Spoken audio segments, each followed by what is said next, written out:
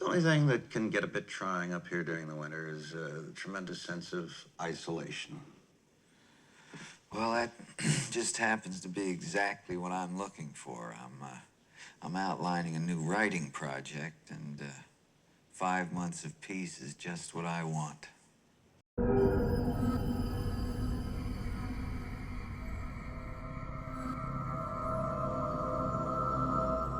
I don't remember the first time I watched The Shining, but I remember the first time it watched me back.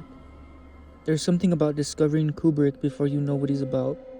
It's like walking into a church with no idea of the rituals. The movie doesn't jump at you, it sinks into you. At first, I thought it was fascinating, then weird, then terrifying, and eventually, brilliant. Tony, tell me.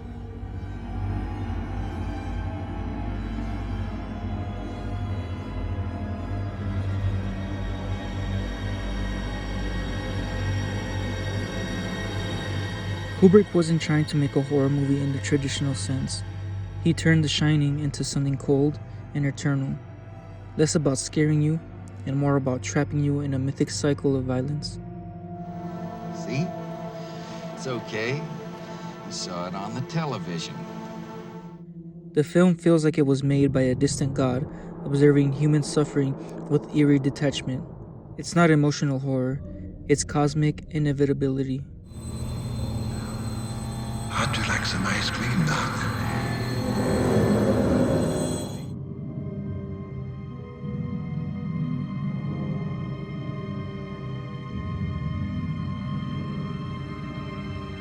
Before The Shining, Stanley Kubrick had never made a horror movie. His name was already canon level, with films like Paths of Glory, Doctor Strangelove, 2001: A Space Odyssey, A Clockwork Orange, and Barry Lyndon. Each one a masterclass in control, tone, and thematic weight. Oh, come on, hon. Don't be so grouchy. I'm not being grouchy. I just want to finish my work. But at the time in 1980, the horror genre, that was seen as a low-rent B-movie territory. The Shining took the genre into the realm of art cinema. So what did Kubrick do?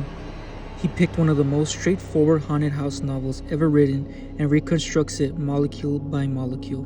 He strips it of sentimentality, rearranges its structure, invents visual languages that had never existed in horror before, and delivers something that barely resembles Stephen King's book, but still ends up becoming one of the most iconic horror films of all time.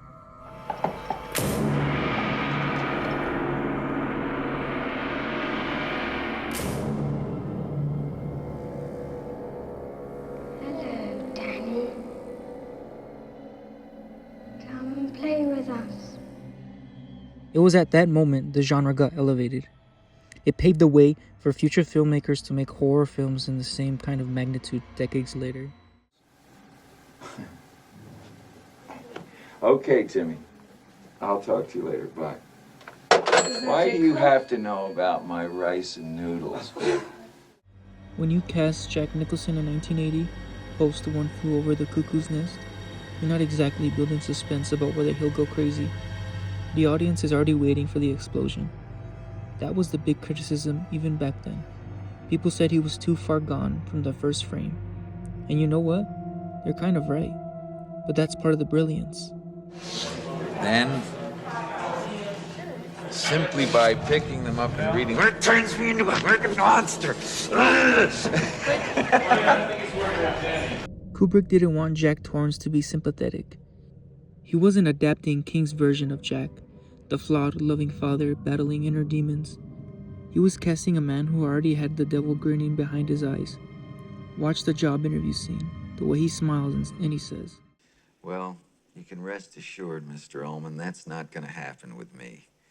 He already looks like a guy who'd chop his own family up for fun. Kubrick knew what he was doing. He wanted inevitability, not surprise. He was making a Greek tragedy in the snow, not a redemption arc. Very good. Filmmaking. Get these things. We make it up as we go along. That's the interjection, right? Yep. I'm gonna go now. Awful. I'll be back by tomorrow morning at the latest. People mocked Shelley Duvall's performance for years. Even King trashed it. Critics called her weak, annoying, whiny. But you revisit it now in a 21st century perspective with a better understanding of gaslighting, abuse, and PTSD, and suddenly she's not weak. She's raw nerve. She's real. It is so fucking typical of you to create a problem like this when I finally have a chance to accomplish something. Kubrick pushed her so hard, too hard. There are stories of her doing 30, 40, 100 takes, crying so hard her hair started falling out. That's not something to romanticize, but it did result in one of the most emotional, honest portrayals of terror ever put on film. She doesn't give a performance. She survives the movie. So I resented Stanley at times because he pushed me, and it hurt. And I resented him for it. I thought, why do you want to do this to me? How can you do this to me? You know, you agonize over it, and it's just the necessary turmoil to get out of it what you want out of it. I mean, we had the same end in mind. It was just that sometimes we differed in our means. And by the end, the means met. And I find I really respect him and really like him, both as a person and as a director. I mean, I'm amazed. I'm sorry to differ with you, sir. But you are the caretaker. You've always been the caretaker. The crazy thing is, The Shining wasn't even an immediate critical darling. The reviews were mixed. People didn't know what to make of it. It wasn't until years later, through midnight screenings and VHS rentals, that it began its transformation into a cult object of obsessive study. Now it's a cornerstone. People debate its meaning like almost every Kubrick movie. There are entire documentaries about the theories, the moon landing, the genocide metaphors, the impossible architecture. None of that really matters. But also, maybe it all matters. That's the Kubrick effect. He invites obsession. When I rewatch The Shining now, I don't see a haunted house movie.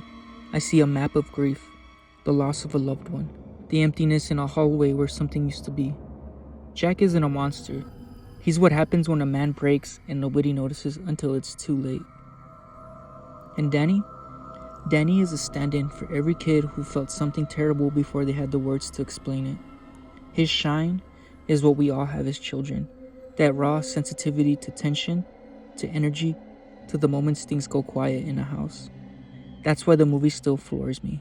Not because of the blood in the elevator or the twins, but because it captures what it feels like to lose control of something you love, slowly and inevitably.